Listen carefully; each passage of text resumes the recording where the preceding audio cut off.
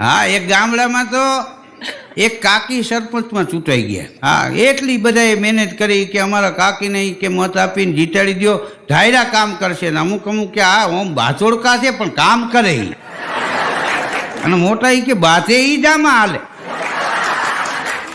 એમાં જંગી બહુમતીથી સરપંચ બની ગયા. તો બન્યું એવું 2 વર્ષ થયા છે, એમાં પતિ પત્નીને કાંઈક વાંચો પડ્યો. તો કાકી રિહાઈને ભાગ્યા. એ કે તમારા ઘેરે મારે ધોરે જન્મે નથી રહેવું. એ કે હા, અને ઠેલો ભરી લીધો. ઘણા માણસો સમજાવવા આવ્યા કે રહેવા દો, આ ન કરે કે ના. પછી કે અમારે કેટલું સહન કરવું, સહન શક્તિની કાંઈક હજ હોય કે નહીં.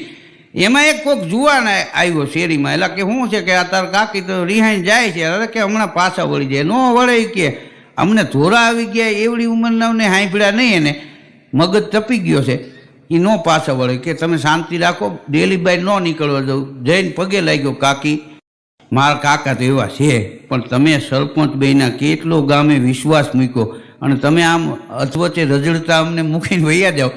કાલે કે મામલતદાર આવે, ટીડીઓ આવે, કોણ સહી કરશે? આ ગામનું બધું કામ અટકી પડશે.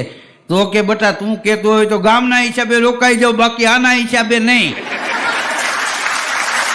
એનો કાકો ગજનો બઠિયા કાન કરી ગયો કે ગમે એના હિસાબે રોકાઈ જાય એને પુગાઈ, નકા આઈથી લુગડા ધોવાનો વારો આવે.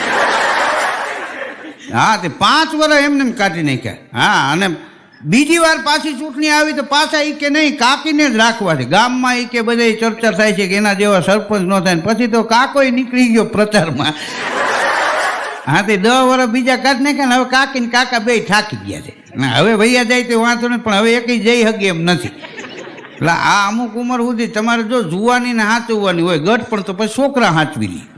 કાંઈ ભાપો રૂંબાળો લઈને ભાગી જાય એવું જ બને નહીં.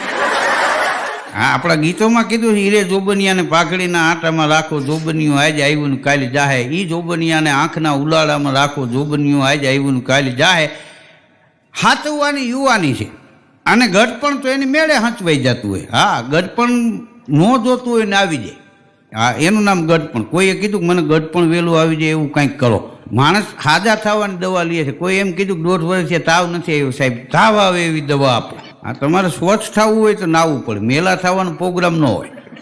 હા, એ તો એની મેળે થઈ જાય ને એમ.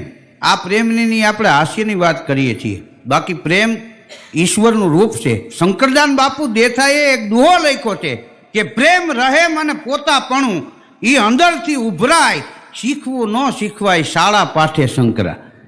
જે માણસ પોતાપણાને ઓળખી જાય ને એને પછી આખું જગત ઓળખી જાય. માણસ પોતે પોતાને ઓળખતો નથી ને, ત્યાં તકલીફ રહે છે.